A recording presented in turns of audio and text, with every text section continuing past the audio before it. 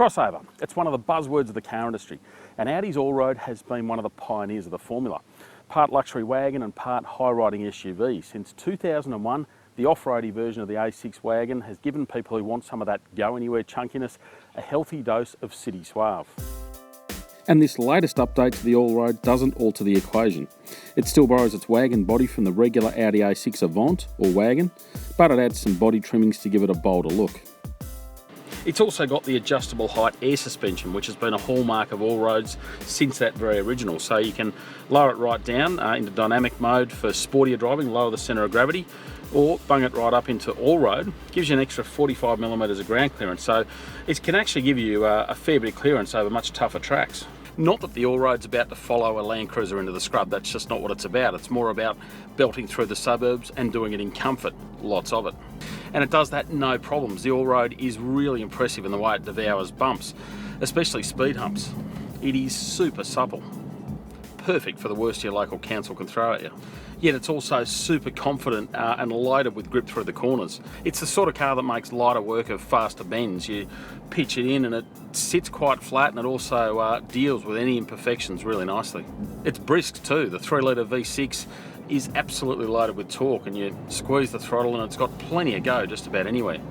And it's really quiet and seriously smooth, so it's a really nice drivetrain. But its real party trick is how much fuel it uses, or how much fuel it doesn't use. Now, it's claimed to use 5.6 litres per 100 k's, and while that's a tad optimistic in terms of what you'll experience in the real world, you can expect somewhere around 6 or 7 litres per 100, which for the size of the car and the performance on offer is really impressive.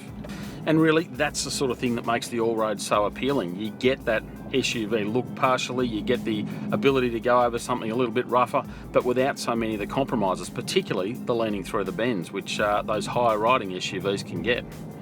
But there's one area the Allroad does fail a family test for some, and it's back there. It is strictly a 5-seater, so while there's decent space and plenty of head and leg room for adults in the back, those people who need or want a third row of seats for 7 all up just can't get it.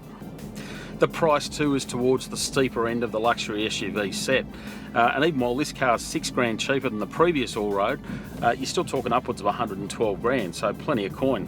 Thankfully, you do get a fair bit for your money. You obviously get leather seats, smart key entry, sat-nav, quad zone ventilation, so plenty of gear in there, but still exy.